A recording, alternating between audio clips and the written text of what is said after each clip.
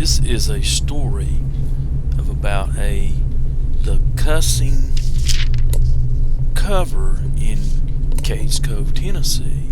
It's a mountain folklore story. It's a really haunted and spooky one that was told about one of the cabins that happened up there. The Cades Cove is a place where farms and you have old cabins and primitive churches, and a place that they preserve. It's a abandoned ghost town, but it's preserved. You can go through a lot of animals in there too, deer and bear and turkeys and things like that. And stick around. I actually have a picture of a family of bears waving at me as I go down the side of the road. It's cubs and the mom, it looked like. But this story was centered around this Cussing cover, which a lot of people would say is a quilt, more of one of those homemade quilts that people made back then.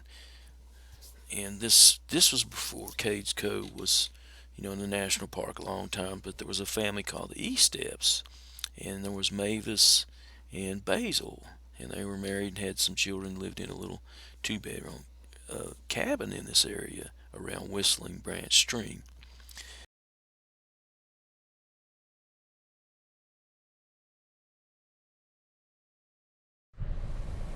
So as the story goes, this cabin was located around Whispering Branch, which this is it.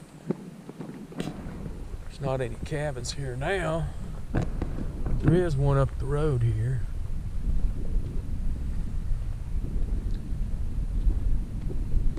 So there it is.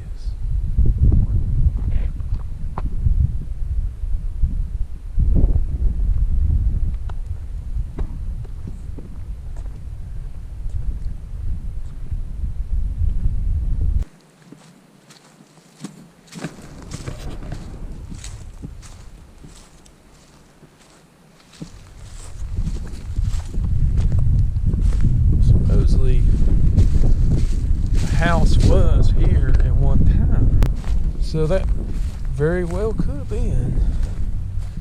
But this is the foundation where the actual cabin used to be, right here. Right in here. Look.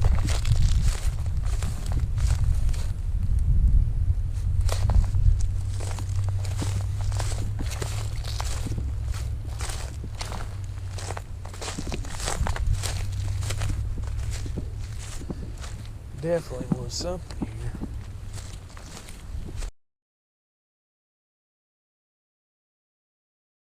So relatively had a good life, but there was one thing that Mavis had a problem with, and that was she was afraid of being struck by lightning.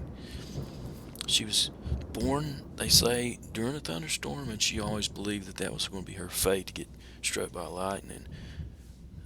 So during the times of weather and rain and storms, she would stay in the house away from metal things, and also didn't even use her metal quilt needle when she was doing her quilts and sewing up things like that. So she really liked to do that.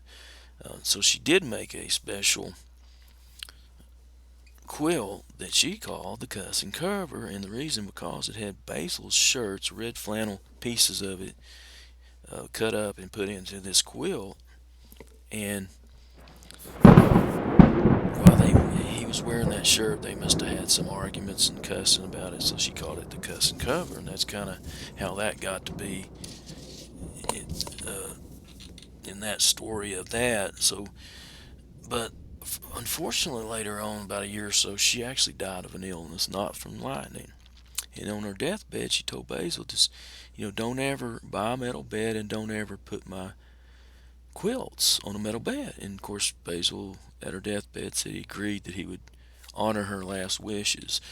So later, Basil took up a new wife, Trula Jane Lawson, and she wasn't really happy with his bed, so she said, no, I really want a stronger bed, a metal bed. So Basil, with his new wife, said okay. He went out and got her a new metal bed and put that up. And then one night when it was getting a little chilly, she said, I'd like to get one of those quilts out of there and put on here if I can, because it's really cold and we need one. He says, okay.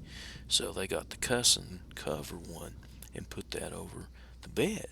And in the middle of the night, when Truly Jane saw an actual ghost of Mavis standing at the foot of the bed.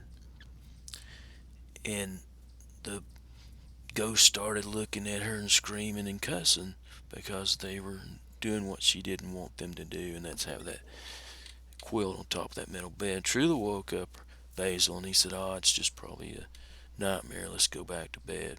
But a few hours later, there was a flash of light the cabin, and it knocked Trula out of the bed. And when the smoke cleared, she found Basil in that where the bed was, all burnt to crisp. And oddly, if you looked in the rest of the cabin, though, nothing was touched. It wasn't like anything else was burnt, and the Cussing cover was still perfectly intact, no problems at all.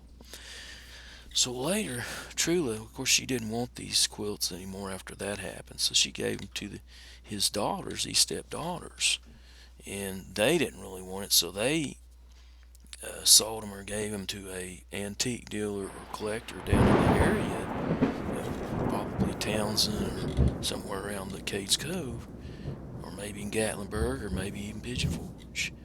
And it's supposedly still out there somewhere, hanging around in somebody's antique or flea market out there if you go hunting for it. So beware, if you find that old quilt with red flannel shirts sewn in it, you might be buying that at your own risk. You definitely wouldn't want to put it on a metal bed at night, probably.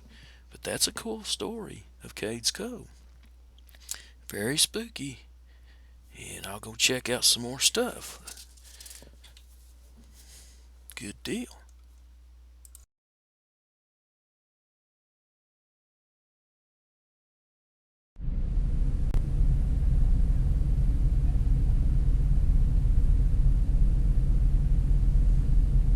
Good afternoon. We got some bears on the corner, so we're sending people through slowly. Do not stop. Okay, thank you. You bet.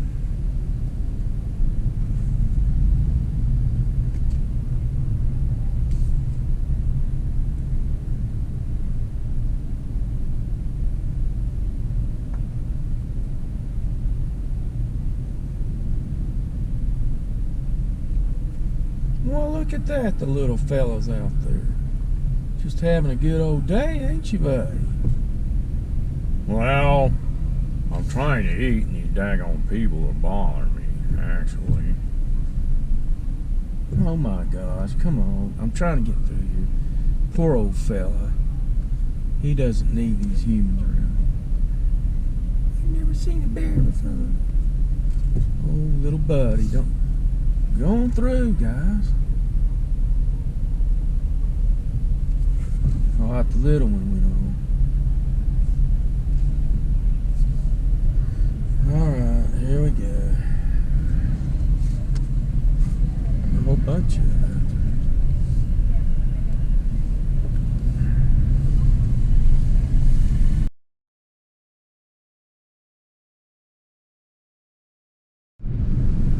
Alright. Rich Mountain. Let's check it out. Let's see what we can see. How about that? It is open. It says unimproved primitive access. Alright. Let's go. Check it out.